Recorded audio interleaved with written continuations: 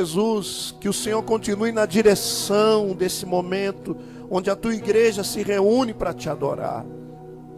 Pai, em nome de Jesus, que o teu Espírito tenha liberdade aqui neste lugar. Liberdade para falar aos nossos corações. Liberdade para tratar com os nossos corações. Que o teu Espírito Santo possa se manifestar aqui de uma maneira poderosa, revelando a tua vontade através da tua palavra. Pai, em nome de Jesus, que ninguém saia daqui confuso, que ninguém saia daqui em dúvidas, que ninguém saia daqui, Pai, sem que seja tocado pelo Senhor, de uma maneira muito especial. Pai, que o coração do teu povo seja envolvido pela tua palavra, e que a tua presença venha encher este lugar de tal maneira, que todos saiam daqui cheios do Espírito Santo. Pai, em nome de Jesus eu oro, para que o Senhor possa se manifestar através da tua verdade, poderosamente. Por isso eu peço, Pai, que nada e ninguém, que nem esta pessoa, que nem ela mesma possa atrapalhar o que o Senhor quer fazer na vida dela. Em nome de Jesus eu te peço, toma o controle, meu Deus, tome o controle de tudo que está acontecendo aqui. E que a tua palavra flua como um rio, e que essa pessoa seja lavada nas tuas águas. Que ela possa sair daqui, meu Deus, com a certeza que com o Senhor ela pode vencer. Que com o Senhor ela pode fazer a diferença. Que ainda que ela esteja no mais profundo abismo espiritual, que o teu amor e a tua mão poderosa possa alcançar ela e tirá-la dessa cova, e tirá-la, meu Deus, dessa cisterna, e tirar ela desse abismo espiritual. Pai, que eu não venha atrapalhar o que o Senhor quer falar, que não seja a minha alma e nem a minha carne, mas que seja o teu Espírito que venha transmitir a tua palavra, que na tua palavra as pessoas encontrem respostas, que na tua palavra essas pessoas sejam iluminadas para a glória do teu nome, em nome de Jesus. Amém e graças a Deus. Vamos aplaudir a Jesus. Aleluia. Pode sentar, queridos. Boa noite, amados. Tudo bem com vocês? Quem está feliz, diga amém. Olha para o irmão do seu lado, diga: eu estou feliz que você está aqui. Que bom que você está aqui. Queridos, quero dar um aviso para os pais. Na semana que vem, nós vamos iniciar algo abençoado com as crianças aqui no Ministério Infantil. Quando começar a adoração aqui, começar o louvor lá no Ministério Infantil, que a partir de hoje nós entendemos que não é uma mudança só de um nome, mas é uma mudança de visão. O Ministério Infantil passa a ser Departamento de Discipulado Infantil. Amém, queridos? Nosso propósito é que as crianças sejam discipuladas e preparadas para a vida, dentro da palavra de Deus. A igreja não tem função de educar os seus filhos. A função da igreja é de lhe ajudar a ensinar o caminho para as crianças. E eu quero dar uma sugestão. Você que realmente quantos pais eu tenho aqui? Levante a mão. Se você realmente se importa com seus filhos, se torne um voluntário do Ministério Infantil, do departamento. Estou aprendendo ainda. E quem aqui gosta de criança? Levante a mão. Você gosta de criança? Gosta? Glória a Deus. Tenho certeza que de alguma forma você vai poder ajudar, diretamente ou indiretamente. Mas se envolva com a igreja, se envolva.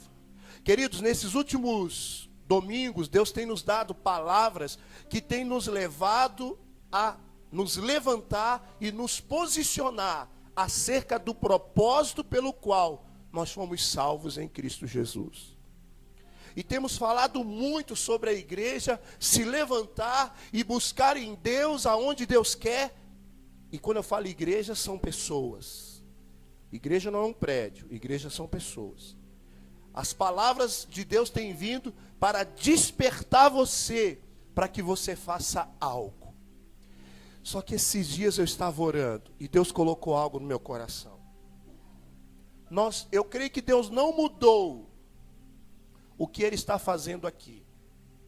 Mas Deus está me dando direções espirituais para muitas vezes até esclarecer alguma confusão que o inimigo possa estar colocando dentro de você. Não, pastor, em mim não.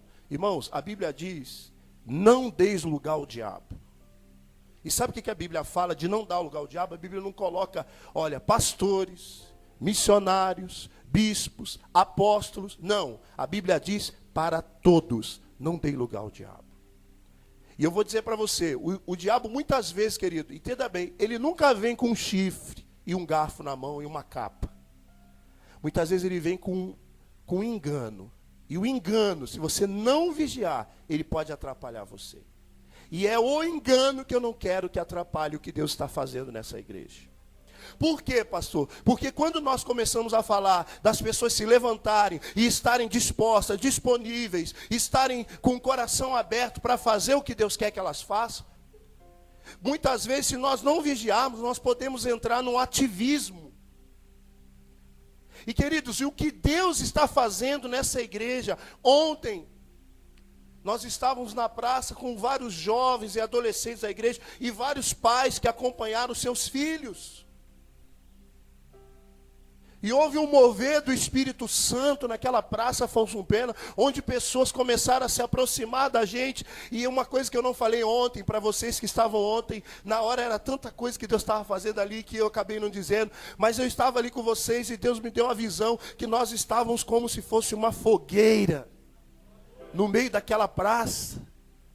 E a fogueira, ela é feita para quê? Primeiramente, para aquecer aqueles que estão com frio. Mas ela também serve para iluminar. E realmente foi como uma fogueira de Deus. Porque pessoas foram se achegando, pessoas foram se aproximando. E ali Deus começou a tocar. Nós oramos por pessoas. Foi tremendo o que Deus fez ontem. Mas o que Deus colocou no meu coração é que nós devemos ter cuidado para não interpretar erradamente o que Deus está fazendo. Isso não é um movimento. Isso não é um barulho que está acontecendo. Nós estamos ouvindo a voz de Deus e respondendo à voz de Deus. Você precisa entender, você precisa separar obras, você precisa separar direção do Espírito Santo, você precisa separar a salvação de tudo isso. Hoje nós não vamos conseguir entrar com profundidade, mas eu quero que você entenda.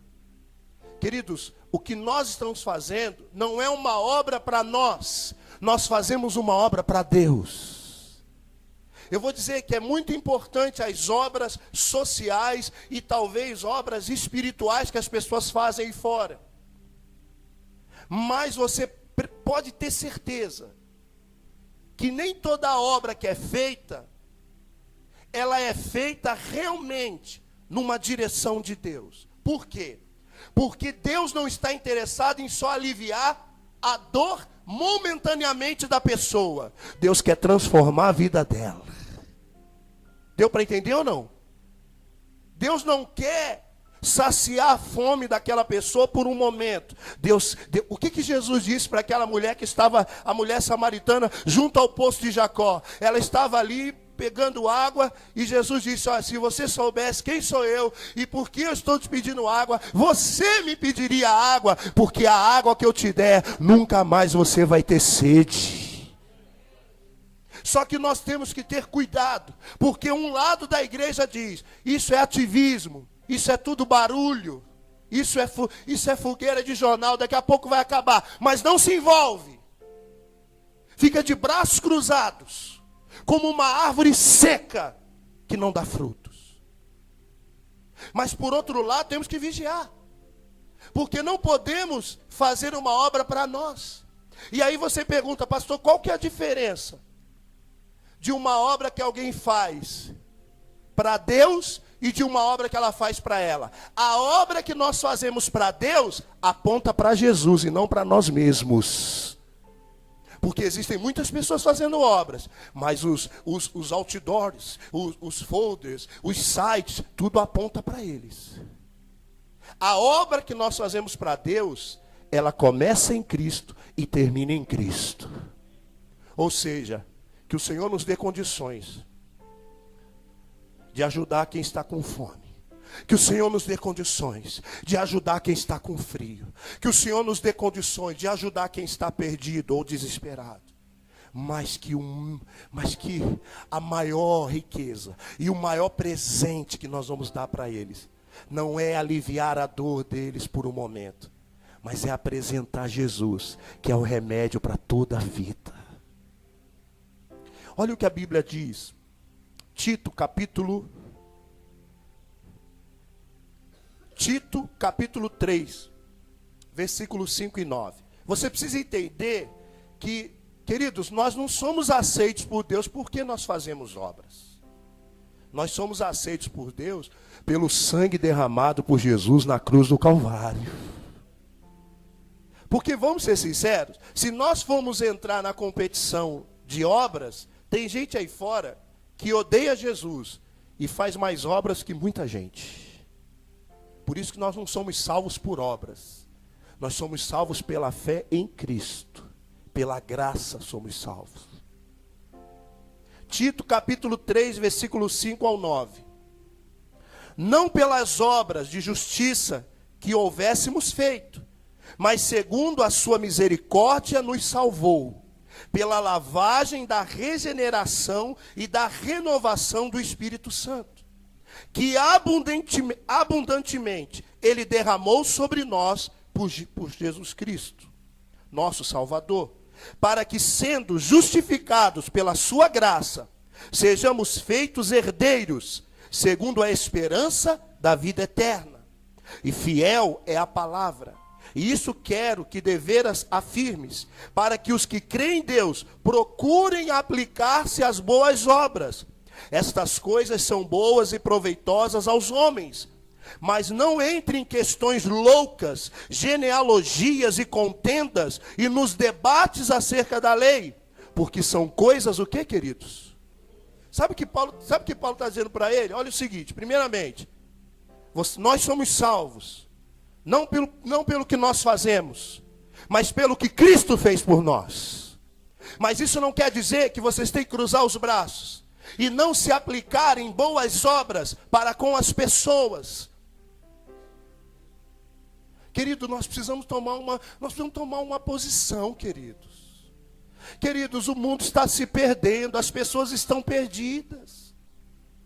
Tem muita gente sofrendo, precisando de Jesus. Precisando de amor, e Deus é amor. E nós precisamos nos posicionar. Mas não podemos fazer algo com um entendimento distorcido. Olhe para mim aqui. Tudo que estamos fazendo aqui não é dentro de uma emoção de um pregador. É dentro de uma palavra liberada de Deus. E quando Deus nos dá uma palavra, querido, essa palavra coopera a nosso favor. Mas é muito importante que Paulo escreve dizendo, olha, não entre em discussões. Irmão, sabe o que Deus estava me mostrando? Que o diabo hoje, ele tá usando uma tática diferente. O diabo hoje, ele continua tentando as pessoas para levá-las ao pecado. Mas existem pessoas que o diabo sabe que elas estão tão certas do que elas querem em Deus, que elas não querem nada com o pecado. Estão sujeitas a pecar, mas não querem nada com o pecado. Aí sabe o que o diabo ele quer fazer? Ele quer fazer as pessoas ficarem discutindo. Para saber qual que é a igreja certa, qual que é a igreja errada, se o que o pastor faz é certo, se o que o pastor faz é errado. E sabe o que o diabo está ganhando com isso? Que enquanto nós estamos discutindo, o diabo está matando, roubando e destruindo a vida das pessoas lá fora.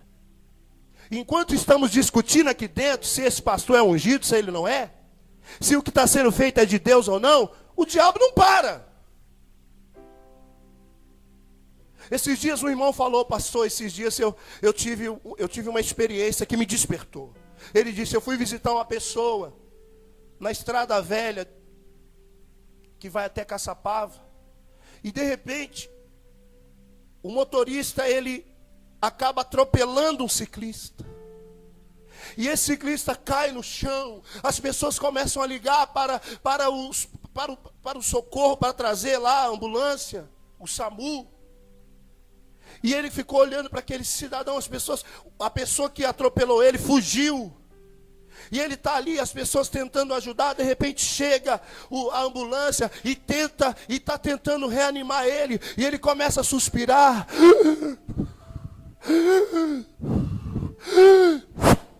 E ele morre. E você só vê o sangue jorrando. Irmãos, olhe para mim aqui.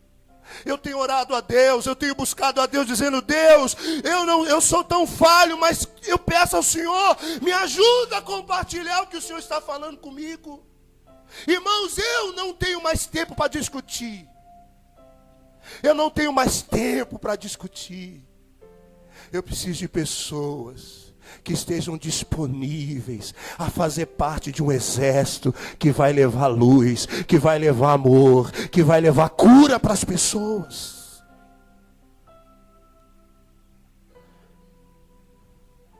O que é ser cristão para você? É ser membro de uma igreja, é ter uma carteirinha, uma Bíblia?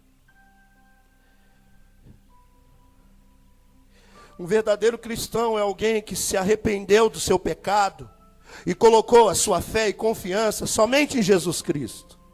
A sua confiança não é em seguir uma religião, ou um conjunto de códigos morais, ou uma lista de faças e não faças. Um verdadeiro cristão é alguém que colocou a sua fé e confiança na pessoa de Jesus Cristo e no fato de que Ele morreu na cruz como pagamento por nossos pecados e ao terceiro dia ressuscitou dos mortos para obter vitória sobre a morte e dar vida eterna a todos os que nele creem. A marca de um verdadeiro cristão é o amor pelos outros e a obediência à palavra. A marca do verdadeiro cristão é amor pelas pessoas e obediência à palavra. Não queremos fazer barulho. Não queremos fazer uma obra que o tempo vai passar e ela vai se desfazer. Nós queremos levar Jesus para as pessoas. Nós queremos levar Jesus para as pessoas. As pessoas precisam de Jesus, querido. Olhe para o seu irmão, diga para ele assim: você precisa de Jesus. Se eu fosse definir, querido, o que é ser um cristão, se você for lá na Wikipédia, cristão é alguém que é uma pessoa adepta de uma religião baseada nos ensinamentos de Jesus Cristo. Ser cristão não é ser um religioso. Ser cristão é ter uma vida íntima com Deus. E alguém que está disposto a revelar essa vida para o mundo. Mas se eu fosse falar de uma maneira bem simples para você anotar, eu ia dizer assim: ser cristão é ser alguém que se importa. Diga comigo, ser cristão é ser alguém que se importa. Eu quero mostrar para você uma pessoa que se importava. Abra sua Bíblia em Neemias capítulo 1. Quem está entendendo, diga amém. Irmão, você pode fazer qualquer obra para alguém, mas se você não colocar Jesus no meio daquilo, a sua obra não vai ajudar essa pessoa a mudar de vida. Vai aliviar a dor dela por um momento. Tem que levar Jesus para as pessoas. As pessoas precisam conhecer quem é Ele, quem Ele é, o que Ele fez e o que isso resulta na vida da pessoa hoje, se ela fizer a escolha de se entregar a Ele. Quem está entendendo, diga amém, Jesus. Neemias capítulo 1. Antes de nós lermos, eu não vou dar uma mensagem histórica aqui, mas Neemias fazia parte do povo de Deus que foi levado cativo, que foram levados para o cativeiro da Babilônia através de Nabucodonosor. Nabucodonosor, ele veio e devastou Jerusalém, destruiu tudo, destruiu o templo, destruiu os muros e levou as pessoas escravas para a Babilônia. Mas depois que ele morreu, vieram outros reis. Alguns, mesmo quando Nabucodonosor invadiu Jerusalém, alguns ficaram lá. E depois que passou o tempo, alguns reis permitiram que parte do povo de Deus voltasse para Jerusalém. Antes de Neemias ir para Jerusalém, reconstruir os muros, o sacerdote Esdras já tinha sido enviado, já tinha sido permitido ele voltar para reconstruir o templo. E o próprio Esdras ajudou Neemias também nessa obra de reconstrução da cidade. Neemias, ele era um homem simples, que tinha um grande cargo naquele reino. Mas foi um homem que mudou a história de muitas pessoas. Sabe uma coisa que eu queria dizer para você? Você pode até achar que você tem pouco, mas se você estiver disposto a colocar esse pouco nas mãos de Deus, que você acha que você tem, com esse pouco Deus pode mudar a vida de muitas pessoas. Olha o que diz, Neemias capítulo 1, versículo 1. Palavras de Neemias, filho de Acalias. No mês de Quisleu, no 20º ano, enquanto eu estava na cidade de Suzã, Anani, um dos meus irmãos, veio de Judá com alguns outros homens. E eu lhes perguntei acerca dos judeus que restaram, os sobreviventes do cativeiro, e também sobre Jerusalém. E eles me responderam: aqueles que sobreviveram ao cativeiro e estão lá na província, passam por um grande sofrimento e humilhação. O muro de Jerusalém foi derrubado e suas portas destruídas pelo fogo. Eu quero que você leia comigo junto, por favor. Quando ouvi essas coisas, sentei-me e chorei, e passei dias lamentando-me, jejuando e orando ao Deus dos céus. Irmãos, Neemias, a Bíblia diz que ele era copeiro do rei. Nós vamos ler isso daqui a pouco. Então, a posição de Neemias era muito delicada. Tudo que o rei iria comer, o Neemias tinha que provar antes, para que o rei não fosse envenenado. Era um cargo de muita confiança. Mas tirando esse fator de que Neemias podia morrer a qualquer momento, tirando esse fator, Neemias, ele comia a comida do rei, ele dormia no palácio do rei. Neemias vivia no palácio. Ele tinha uma posição confortável, comparado aos outros que estavam lá, ele tinha uma posição muito confortável, perigosa, altamente perigosa, mas ele tinha uma posição confortável. O Neemias poderia passar a vida inteira dele ali até morrer, que se ele não morresse envenenado, ele iria passar um bom tempo no bom e do melhor, porque ele morava na casa do rei, ele comia a comida do rei, ele era escravo, mas ele vivia no palácio, na elite daquele reino. Mas o que mais me chama a atenção é que quando os irmãos dele voltam e vão lá para vê-lo, a primeira coisa que ele pergunta é: como é que as pessoas estão lá? Irmãos, é muito sério isso. Sabe, eu digo uma coisa, é igual, isso acontece muito nos dias de hoje. Você sai aí na rua de São José e vê uma criança pedindo alguma coisa no semáforo, ou vê algum mendigo, ou vê algum drogado, ou vê alguma prostituta, ou vê algum rapaz se prostituindo.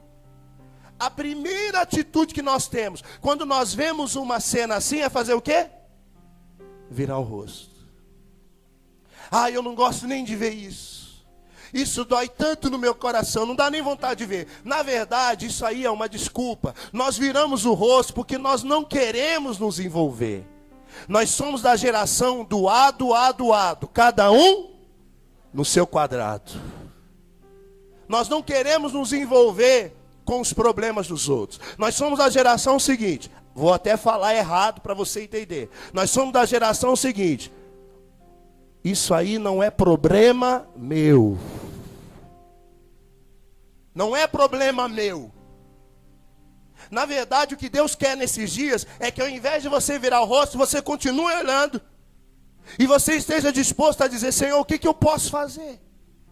O que eu posso fazer? A Bíblia diz que Neemias pergunta como eles estão. Ele se interessou. Ele se interessou de saber como as pessoas estão. Irmãos, se a igreja de Jesus não estiver interessada no sofrimento dos outros, quem é que vai ajudar essas pessoas? Se não a igreja que tem tudo. Porque quem tem Jesus tem tudo, meu querido. Ele procura saber. E quando eles falam: olha, os que restaram lá estão em grande humilhação, estão em grande miséria. Algumas traduções dizem assim: os muros foram quebrados. Irmãos, naquela época, uma cidade sem muros era uma cidade vulnerável. O inimigo entrava e saía a qualquer hora. Era uma cidade desprotegida. Os muros de uma cidade naquela época era questão de segurança nacional. Eles estão em desprezo. Quando Neemias ouviu aquilo, queridos, Neemias não falou o que a maioria fala hoje em dia: vamos orar, né? Vamos orar. Ou nós temos muitas vezes os críticos de plantão: mas vai saber. Tem gente que até que usa a Bíblia: maldição sem causa não se cumpre, né? Vai saber. Irmão, alguma coisa ele deve ter feito. Deve estar com alguma coisa errada. Neemias não mudou o assunto. Não vamos falar de coisa negativa, não. A Bíblia diz que depois que ele ouviu aquilo, e os irmãos dele voltaram, a Bíblia diz que ele sentou e chorou. E chorou. E chorou. Deixa eu falar uma coisa para você. Olhe para mim. Se você como igreja não sente nada quando vê o sofrimento de alguém, seja dentro do corpo de Cristo ou fora, tem alguma coisa errada com você, tá? Se você não sente a dor das pessoas, tem alguma coisa errada com você. Eu pediria a você para orar a Deus e falar: Deus, o que está de errado comigo?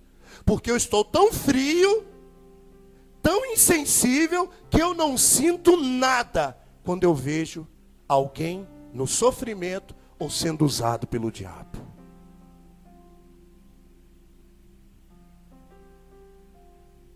Só que, irmãos, Neemias não só chorou.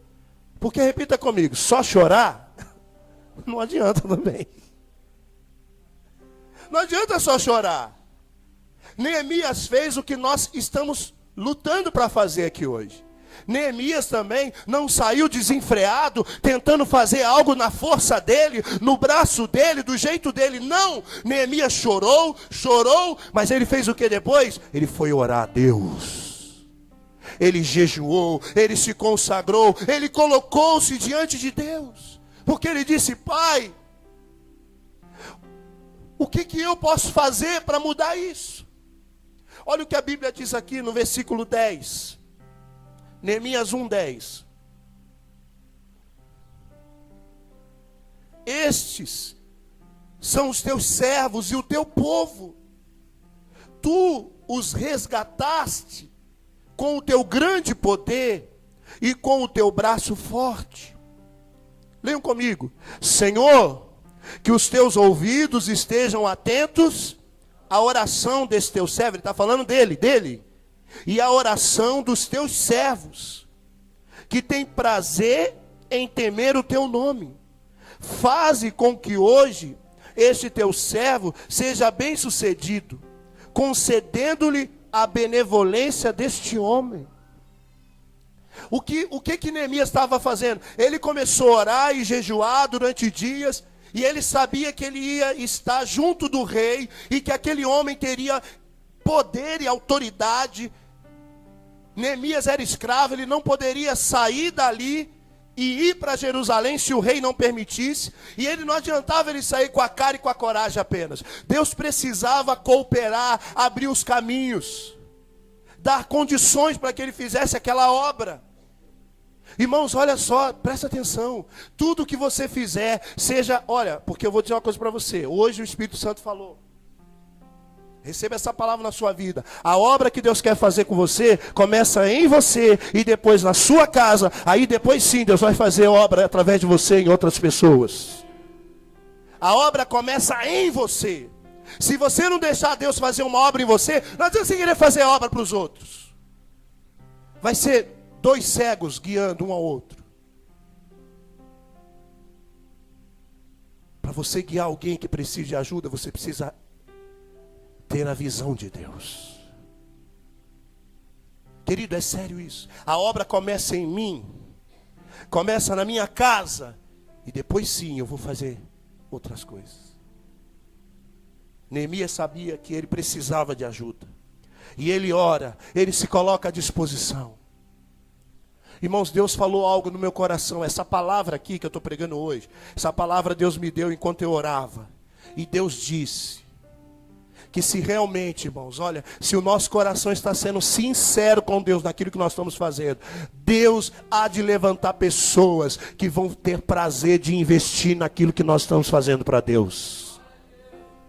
E isso já está acontecendo. No final eu vou mostrar para você porque já está acontecendo.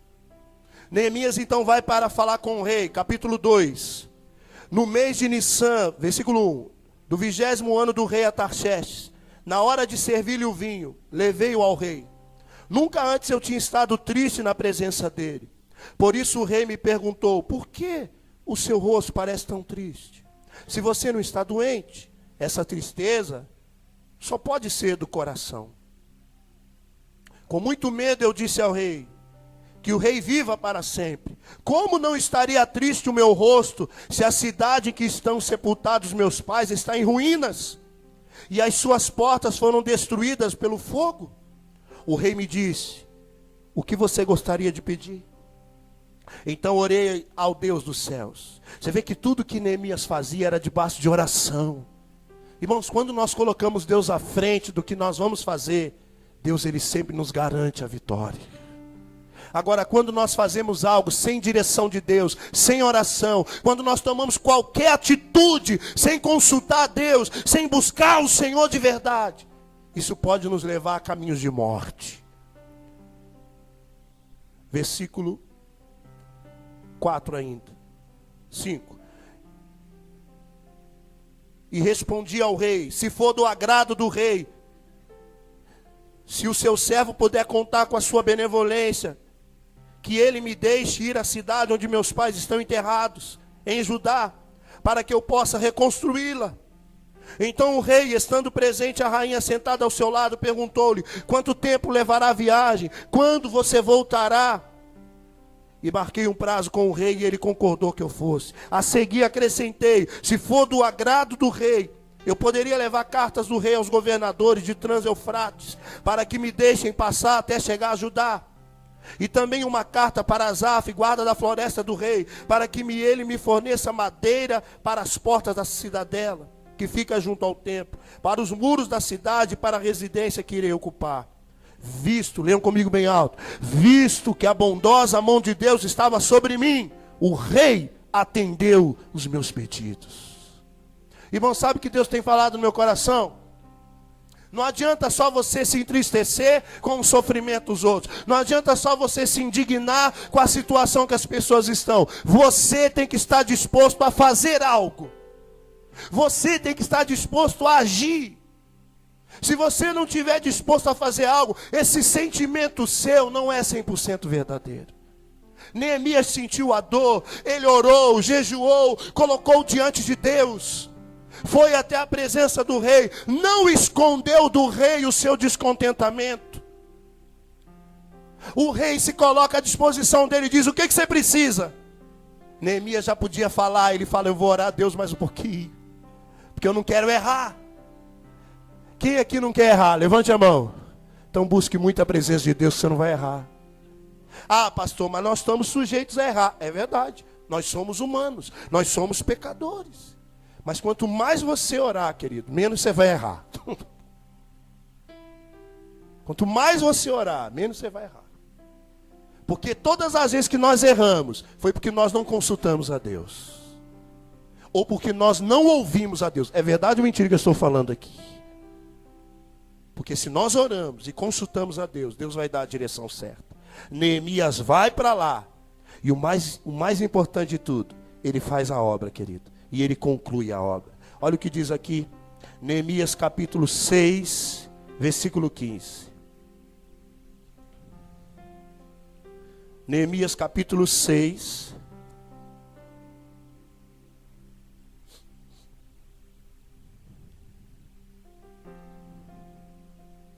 Neemias capítulo 6, versículo 15 e 16 diz assim: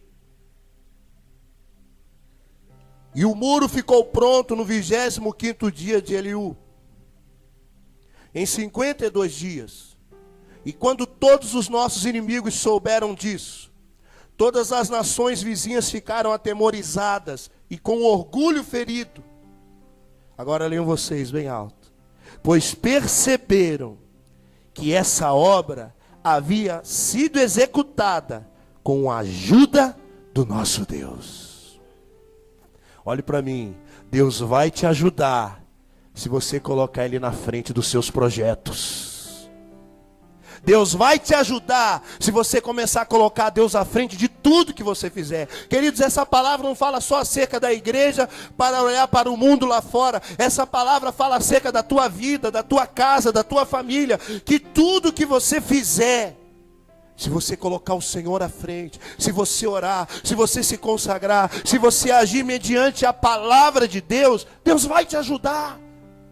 Você vai conseguir realmente fazer algo. Irmãos, em nome de Jesus, Neemias começou a obra e terminou a obra. Irmãos, em nome de Jesus, eu repreendo toda ação do diabo contra a tua vida, contra a tua família, que faz você começar e não terminar algo que você começou.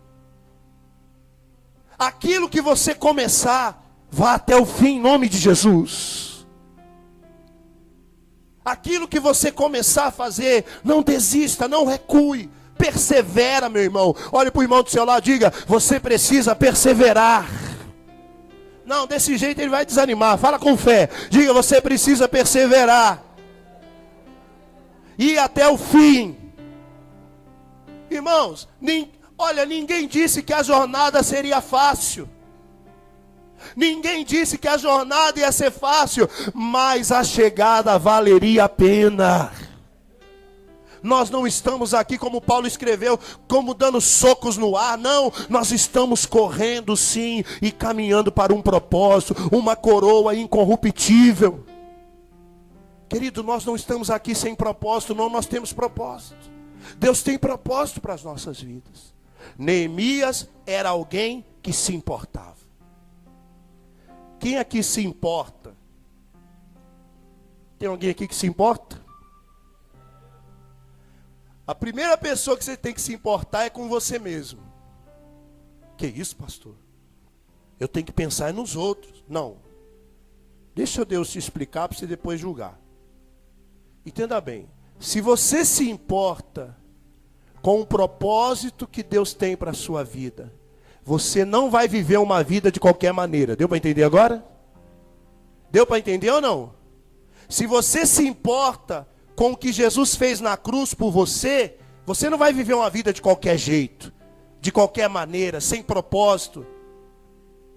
Quantas pessoas que vivem muitas vezes assim? É igual o cidadão que entra no táxi, aí o taxista vira para ele e diz: para onde nós iremos? Para onde nós vamos, chefe? Doutor? Aí o cidadão vira para ele e fala assim: eu não sei para onde eu vou. Pode me levar para qualquer lugar.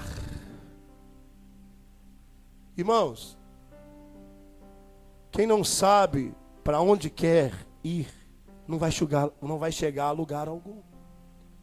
Você tem que saber o que você quer. Eu já sei o que eu quero, desde os 13 anos de idade. Eu quero é Deus. Eu quero é Jesus. Eu quero viver os propósitos de Deus para a minha vida. Você tem que se importar mais com o que Jesus fez por você na cruz. Se importar com você. Não deixar o diabo roubar o propósito que Deus tem para a sua vida.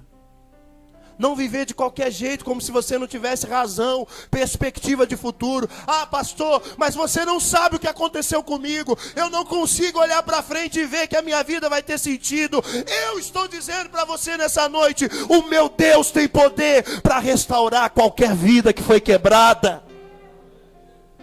Qualquer vida que foi destruída, Ele tem poder para restaurar. Ele tem poder para mudar qualquer realidade, para mudar qualquer história. A tua história pode ser triste, mas eu creio que a tua vida é como um livro que já tem muitas páginas escritas e que não tem como ser apagadas, mas as páginas que estão à frente estão em branco e Jesus quer escrever uma nova história para você. Você precisa acreditar nisso. Se você não acreditar que Jesus pode escrever uma nova história para você, como que as coisas vão mudar? Você precisa crer nisso. Neemias era alguém que se importava. Aí tem duas coisas importantes que eu não posso deixar de falar de Neemias. Primeiro, Neemias era engenheiro? Neemias era pedreiro? Neemias era arquiteto? Neemias trabalhava em construção civil? Neemias era o quê? Neemias era copeiro. Pastor, um copeiro ergueu os muros de Jerusalém? Sim. Sabe por quê?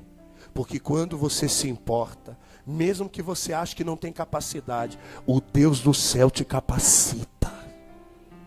Ele te capacita para você fazer. Na verdade, olhe para mim. Nós chegamos num tempo hoje, o mundo está perdido, sim ou não? Nós chegamos num tempo hoje que não tem mais desculpa. Neemias podia dizer, ah irmão, mas eu sou copeiro, se eu fosse pedreiro, né? Não, não tem desculpa. Você pode até não saber fazer nada, mas se o teu coração estiver disposto para fazer, Deus te capacita.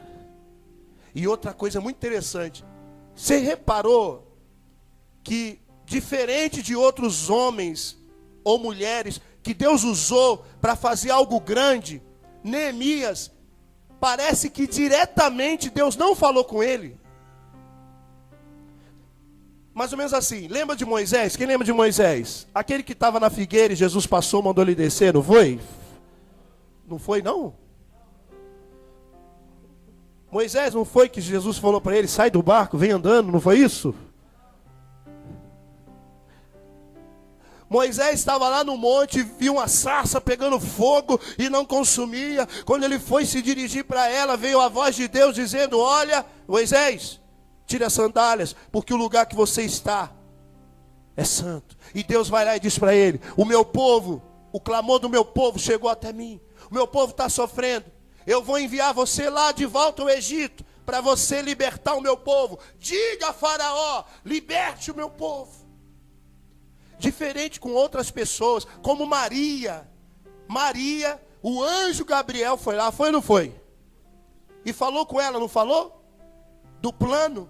Mas Neemias, aparentemente Deus não falou diretamente com ele.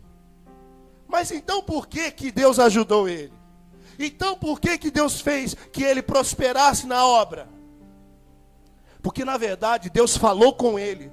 E é da mesma maneira que Deus tem falado com a igreja dele hoje. Agora olhe para mim aqui. Isso aqui é muito importante você prestar atenção. Olhe para mim. Toda vez que Deus permitir você ver um problema, ou algum defeito em alguém, ou alguma coisa, é porque Deus está querendo que você faça algo. Vou repetir. Toda vez que Deus te permite ver a deficiência de alguém, a falha de alguém, ou o problema de alguém, é porque Deus quer que você esteja disposto a fazer algo. Deus não vai te mostrar essas coisas para você virar o rosto ou ficar criticando. Deus está te mostrando isso para você se colocar à disposição dele e dizer, Pai, se o Senhor me mostrou, o que o Senhor quer que eu faça? Me ajude. E você ora, você jejua, você consagra a sua vida. Você fala: a Deus, eu estou disposto. Se o Senhor quiser me usar para ajudar essa pessoa, amém. Na verdade, Deus queria que alguém se levantasse para fazer.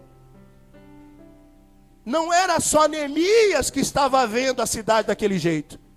Haviam outros lá no palácio. Talvez não no cargo de Neemias, mas em outros. Talvez haviam até engenheiros.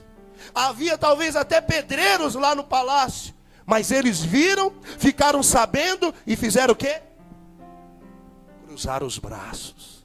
Não se importaram. Aí o copeiro se importou, Deus falou: é para você que eu vou dar essa bênção, de ser registrado na história do meu povo. Você pode até se achar pequeno, mas se você se importar, estiver disposto, Deus vai te usar para fazer coisas grandes. Neemias se importava.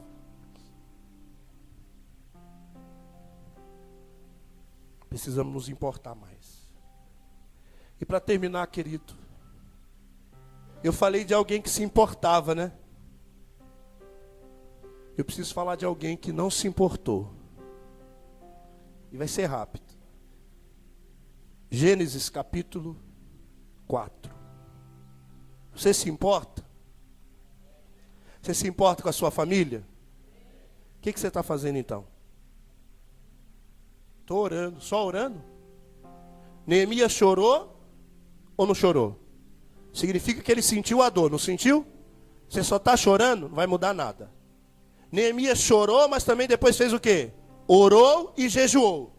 Pastor, eu já chorei muito. Olha aqui para mim.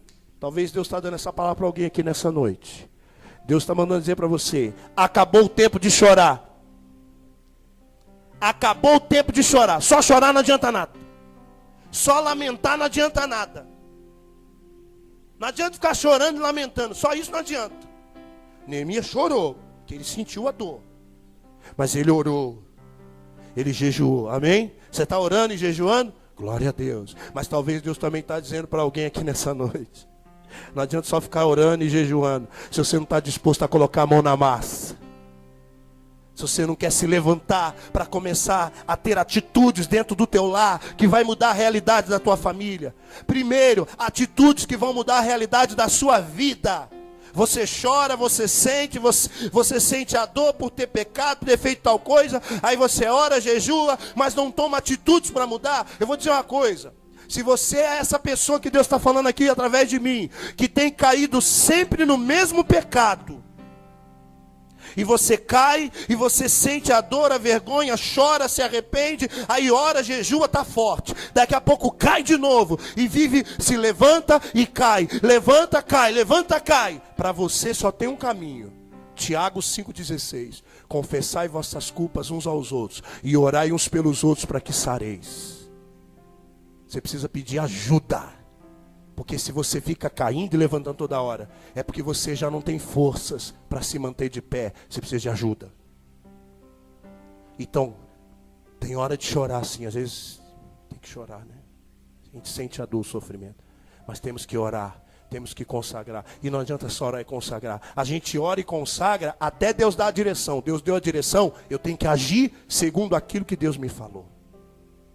Vamos falar de alguém que não se importava. Gênesis 4, rapidinho. Quem achou, diga amém. Versículo 1. E Adão teve relações com Eva, sua mulher, e ela engravidou e deu à luz a... E disse ela: com o auxílio do Senhor tive um filho, um homem. E voltou a dar à luz, dessa vez, a Abel, irmão dele. E Abel tornou-se pastor de ovelhas. E Caim era o quê? Passado algum tempo, Caim trouxe do fruto da terra uma oferta ao Senhor. E Abel, por sua vez, trouxe as partes gordas das primeiras crias do seu rebanho. E o Senhor aceitou com agrado Abel e sua oferta, mas não aceitou Caim e sua oferta. Por isso Caim se enfureceu e o seu rosto se transtornou. Deixa eu explicar rapidinho. Qual foi o primeiro sacrifício que foi feito? Sacrifício. Quem foi a primeira pessoa que fez o primeiro sacrifício? Foi Deus. Porque quando o homem pecou e os olhos dele foram abertos, eles viram que estavam nus. E eles foram lá e pegaram folhas e se cobriram, não foi isso? Aí o que Deus fez? Deus foi lá e sacrificou animais e pegou a pele daqueles animais e cobriu a vergonha deles. Ali Deus estava instituindo como deveria ser o sacrifício naquele tempo. É claro que quando Jesus vem, ele foi o cordeiro. Quando João Batista viu Jesus, o que João Batista diz? Eis o cordeiro de Deus, que tira. Por que ele disse isso? Porque João Batista sabia que Jesus ia ter que morrer, para que nós pudéssemos ser perdoados. Então Deus vai lá, e ele intitula como deveria ser o sacrifício. Deus intitula que o sacrifício deveria ser de animais. Então, quando Caim e Abel vão sacrificar o Senhor, vão fazer um sacrifício a Deus, Abel faz do jeito que com certeza os seus pais haviam lhe mostrado, que Deus havia feito daquela maneira. E ele pega o melhor do seu rebanho e vai sacrificar a Deus. Caim faz diferente, e Deus rejeita a maneira que o Caim faz. E aqui tem algo muito precioso. Olhe para mim aqui. No reino de Deus, é do jeito do rei e não nosso. É do jeito dele e não nosso. Talvez tem pessoas que vivem batendo cabeça por isso, porque querem que as coisas sejam feitas do jeito dele. Você tem que orar a Deus e procurar saber: Senhor, eu quero fazer da tua maneira. Venha a nós o teu e seja feita a tua vontade. Deus rejeitou o sacrifício de Caim. E Caim ficou furioso. Talvez Caim enxergava que Abel, talvez lá na frente, por ser pastor de ovelhas, poderia monopolizar essa questão do sacrifício, porque ele tinha os animais nas suas mãos. E Caim ficou furioso por ter sido rejeitado. Ficou furioso com o seu irmão. Aí olha o que diz aqui, ó. Versículo 6. O Senhor disse a Caim. O que Deus disse para Caim? Por que você está furioso? Porque se transtornou o seu rosto. Se você fizer o bem, não será aceito. Mas se não fizer, saiba que o pecado ameaça a porta. Ele deseja conquistá-lo, mas você deve dominá-lo.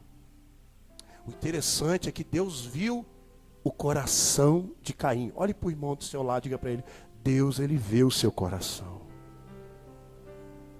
Irmãos, Deus sabe se muitas vezes o teu coração está furioso, está indignado, porque talvez as coisas não estão sendo do jeito que você queria. Eu vou falar para você, irmãos, com todo temor a Deus eu digo isso para você. A partir do momento que eu entendi que eu vivo num reino de Deus, que tem um rei que é governante sobre aquele reino, a minha vontade morreu. Agora eu quero fazer a vontade de Cristo. Já não vivo eu, mas Cristo que vive em mim. Sabe, a maior luta que você pode ter não é contra o diabo, é contra você mesmo. Quando você quer fazer algo e você não quer você nem se preocupa em saber se aquilo ali é de Deus. Mas olha o que aconteceu. É aqui que eu queria chegar. Versículo 8. Disse, porém, Caim ao seu irmão Abel: Vamos para o campo. E quando estavam lá, Caim, o que ele fez? Atacou seu irmão Abel e o matou. Então Deus havia avisado ele, não avisou? Deus não avisou para ele? O pecado está à porta. Você tem que dominar isso aí, não deixa o pecado entrar. Diga comigo: eu não posso deixar o pecado entrar. Irmãos, você tem liberdade. Se você quiser deixar o pecado entrar, deixa. Mas depois você vai arcar com a consequência. Ele disse: não deixa o pecado entrar, Caim. Eu estou vendo que ele está batendo aí. Não deixa o mal entrar dentro de você. O Caim deixou. E o que fez? Chamou o irmão para o campo, planejou tudo, irmão. Primeiro homicídio. O primeiro homicídio da face da terra, um irmão matou o outro. Misericórdia. A Bíblia diz que aquele que ofende o seu irmão é um homicida. Irmãos, esses dias ligou um amigo meu. E há muito tempo ele não me ligava. Na verdade, na hora que eu mais precisei, ele não quis ligar para mim. E eu fiquei magoado com isso, porque eu considerava ele como um amigo. Mas aí Jesus tratou o meu coração e eu perdoei ele. Aí ele me ligou esses dias, porque ele estava querendo tomar algumas decisões na vida dele. Aí sabe o que eu disse para ele? Eu falei assim: olha, eu quero conversar com você porque Jesus me curou. Eu não tenho mais raiva de você. E se você precisar de mim, eis-me aqui para te ajudar. Mas aquilo que você não tem coragem de falar para o seu pastor, não fale para mim. Porque as decisões que ele ia tomar eram ligadas à liderança dele. Eu falei: aquilo que você não tem coragem de falar para o seu pastor, não fale para mim. Irmão, já pensou se Jesus pegasse todos nós aqui hoje e falasse assim, ó: vamos ver o que a Meire Rocha, minha amiga, minha prima, né? Vamos ver o que a Meire Rocha fala lá na sala dela, no quartinho dela, lá no oculto da vida dela. Vamos lá. Vamos ver o que a Meire Rocha fala do pastor Felipe Rocha. Não, Cantinho. O pastor Felipe Rocha, eu gosto dele, mas olha... Irmão, isso aqui nem indireta não, é uma direta. Para todos vocês. Não é uma indireta, é uma direta. Cuidado para o diabo não te enganar. Porque aquilo que você precisa falar comigo e você não fala, você está trazendo problemas sobre a sua vida. Porque se você não me vê como homem de Deus, capaz de te ouvir e não me magoar, tem alguma coisa errada aí. Deus sabia do coração de Caim, irmão. Que ele estava com a intenção de fazer alguma coisa ruim. E Deus tentou avisar. Irmãos, olhe para mim que o meu coração está livre, está leve, está abençoado. O que eu mais quero é abençoar a vida de todos vocês aqui. E o seu coração, como é que está? Caim, que esse cara que fez, foi lá e matou o irmão dele. Irmãos, nós não podemos matar os nossos irmãos. Nós temos que dar a vida por eles. Aí chega a pergunta-chave. Versículo 9. Leiam comigo. Então o Senhor perguntou a Caim: onde está o seu irmão Abel? Meu Deus, irmão. Deus não é onisciente. Deus não sabia que o Caim tinha matado o Abel? Claro que sabia. Por que Deus pergunta? Porque quando Deus ele te chama, é para te dar chance de você ser restaurado. Deus já sabe como está o coração de todo mundo aqui, irmão. Mas Deus está te chamando para ser restaurado. Porque se isso que está no teu coração fosse bom, não estaria atrapalhando até mesmo a tua vida espiritual. Se isso que está no teu coração fosse de Deus, você não estaria em luta constante. Muitas vezes dizendo: eu vou fazer isso. Não, agora eu não vou. Agora eu vou fazer isso. Agora eu não vou. Ah, mas... Não. O Senhor Jesus disse: eis que vos dou a minha paz. Não vou lá dou como o mundo a dá. Meu irmão, quem está no centro da vontade de Deus está em paz. Aonde que está o teu irmão? Claro que ele sabia. Mas ele estava dando a chance. Foi igual quando Eliseu perguntou para Geazi: onde você foi? E ele tinha ido lá, pego os tesouros do Naamã, que tinha sido curado da lepra, e queria pagar a bênção para Eliseu. Eliseu não aceitou. Mas Geazi foi lá e aceitou. Aí o Eliseu pergunta: onde você foi? Eliseu já sabia onde ele tinha ido, Deus tinha falado com ele, mas ele estava dando a chance do Geazi dizer: olha, eu fiz uma besteira, eu fui lá e peguei do ouro, me perdoe. Mas ele se escondeu. Foi igual quando Eva foi lá, deu ouvido para a serpente, comeu do fruto, deu para o marido, os dois caíram. Aí Deus começa: Adão, cadê você? Onde você está? Ah, irmão, Deus sabia onde ele estava, Deus já sabia de tudo, mas Deus é um pai amoroso. Receba isso na sua vida. Deus é um pai amoroso e ele sempre está disposto a ter misericórdia e perdão para você. Mas você não pode se esconder. Foi como a pregação da palavra de oferta hoje. O Pedro falou: e aí, você vendeu lá? Vendi. Mas você fez assim igual você tinha falado? Fiz. Poxa vida, Pedro não precisava falar nada. Na verdade, eu falo para você, eu queria que um dia não tivesse nem mais palavra de oferta na igreja. que vocês já tivessem tanto entendimento do que tem que ser feito, que ninguém precisasse lembrar para você. E só colocasse ali, vamos ofertar, vamos devolver o dízimo. Amém, está aqui, já sei o que eu tenho que fazer, é a palavra de Deus. Mas a gente tem que pregar, porque muitas vezes não entendem. Quando Pedro pergunta para Ananias, Pedro está dando a chance de dizer, olha, eu vim até aqui, quase para depositar a oferta, com engano no meu coração. Mas olha, me perdoe, não está tudo aqui. O restante eu vou pegar e vou trazer. Ou eu não vou, olha, eu não estou preparado para ofertar. Porque a Bíblia diz que quando você for ofertar, se você tiver alguma coisa errada no coração contra alguém, que você não pode nem ofertar. Você tem que ir lá, se consertar e depois você vai ofertar. Aonde está o seu irmão? Aí olha o que o Caim falou. E aí nós vamos ficar de pé. A resposta que muitos estão dando hoje. Versículo 9. Então o Senhor perguntou a Caim, onde está o seu irmão Abel? E respondeu ele, não sei, sou eu responsável pelo meu irmão? Vamos ficar de pé, queridos. Olha para mim aqui. Quando Deus pergunta para ele, cadê o seu irmão? Sabe o que ele falou? Foi mal criado com Deus. Virou para ele e falou assim, eu não sei. Mentiu, não mentiu? Ele sabia, não sabia? As mãos dele estavam cheias de sangue, não estavam? Ele mentiu. Irmãos, não minta. Lá em Gálatas, Paulo escreve aos Gálatas dizendo, não erreis. Deus não se deixa escarnecer. Tudo que o homem plantar, ele vai colher. Irmão, não zomba de Deus, irmão. Olha para mim aqui. Deus não está à procura de pessoas perfeitas. Desde o altar até a pessoa que está lá na porta. Deus não está procurando pessoas perfeitas aqui. Deus está procurando pessoas sinceras. Deus quer que você seja sincero com Ele. Pai, eu errei. Pai, eu caí. Pai, eu pisei na bola. Pai, eu quis muito e fiz. Eu disse, eu desejei, eu pensei, eu falei, me perdoa. Eu sei que é errado. Eu sei que eu entristeci o Senhor. Eu sei que eu não deveria ter falado mal do meu irmão. Eu sei que eu não deveria ter agido assim com a minha esposa, ou com meu pai, ou com meu irmão, ou com a minha irmã, ou com meu filho. Eu não poderia agir assim. Deus não quer, querido, que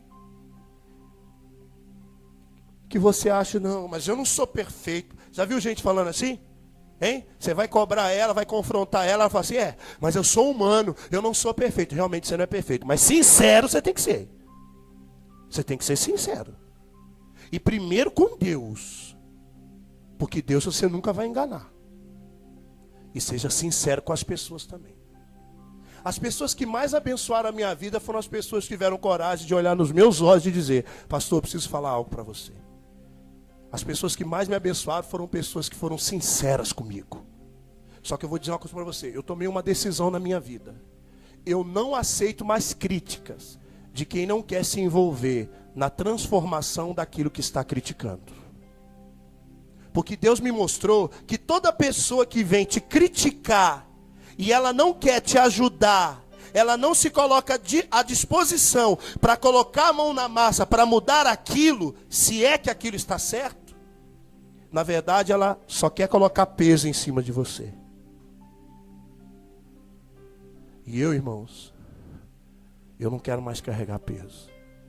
Jesus, ele disse, tomai sobre vós o meu jugo, que é suave, e o meu fardo, que é leve. Sabe quem coloca peso nas pessoas? É o diabo, é a religião, são as pessoas. As pessoas que gostam de colocar peso nos outros. Alguém quer entregar a vida para Jesus, a pessoa já vai falando, você vai entregar a vida para Jesus, mas isso aí você já vai ter que mudar, né? Calma, querido, fique em paz. Quem faz a obra é o Espírito Santo. Você quer ser o Espírito Santo agora, para ficar determinando que a pessoa vai ser ou não vai ser? Na maioria das vezes, o que as pessoas mais cobram da gente é aquilo que elas nem sabem, nem elas conseguem fazer.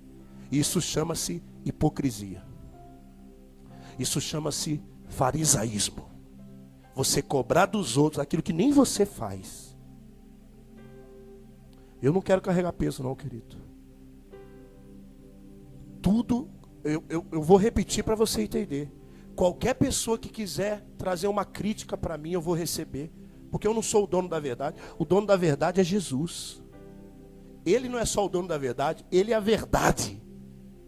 Mas eu entendo que se eu chegar para você para confrontar você com alguma coisa, e eu não estiver disposto a te ajudar para você conseguir vencer isso, então eu não sou enviado de Deus. A Bíblia diz, eu preguei semana passada, prega a palavra, exorta, repreenda.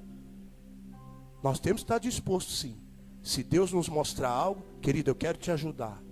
Isso aqui não está fazendo bem para você. Isso não agrada a Deus, e a Bíblia está dizendo aqui, porque não sou eu que estou dizendo, é o Senhor. Qualquer pessoa que fizer isso comigo, eu estou disposto a aprender, querido. E se alguém te chamar para te confrontar em alguma coisa, e ele te levar para a palavra com amor, não para te humilhar, mas para te dar luz sobre aquilo, seja humilde, seja quem for, pode ser uma criança, irmão, seja humilde. Se alguém te chamar para te confrontar em algo, aceite, principalmente se aquela pessoa disser, olha, eu estou falando isso que Deus colocou no meu coração, mas eu sou o primeiro a dizer para você, eu estou aqui, eu quero te ajudar, conte comigo para você conseguir mudar isso. Deus não quer que você seja alguém que coloque peso nos outros, mas que ajude as pessoas a aliviar os pesos sobre elas mesmas. Deus perguntou, cadê o seu irmão Caim? Eu não sei, sou eu responsável pelo meu irmão? Vire para o irmão do seu lado e diga para ele, sim, você é responsável. Não, acho que ela não entendeu. Vira de novo e fala, sim, você é responsável. Ué, nós não somos uma família? Ué, não é a família de Deus? Nós não somos membros um dos outros? Não é isso que diz a Bíblia? Se um membro sofre, todos sofrem. Se um membro é honrado, todos são honrados. Eu sou responsável, sim. E o que mais está acontecendo hoje é que as pessoas estão sendo irresponsáveis acerca dos relacionamentos. Não, isso aí não é problema meu, não. Não é problema meu, sim.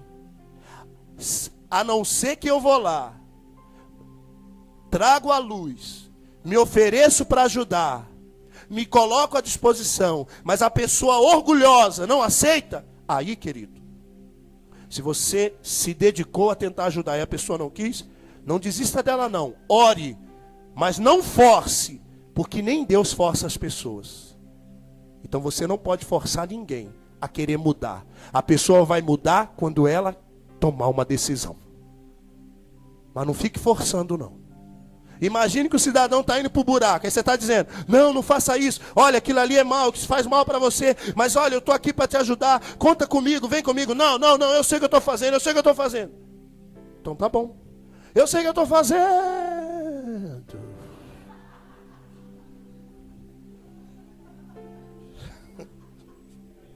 Aí o que você tem que fazer? Você tem que chegar lá e fazer o que todo mundo faz? Eu te avisei. Não, isso aí também é Satanás puro. Isso é demônio. Você chega lá e joga a corda. Vem cá, eu continuo querendo te ajudar. Porque eu não te confrontei para colocar peso. Eu te confrontei para te livrar do abismo. Então vem cá, segura na minha mão. Deus quer pessoas, Deus quer menos pessoas assim. E mais pessoas assim, dispostas a ajudar, a se envolver. Olhe para o seu irmão e fala para ele, pare de apontar, estenda a mão.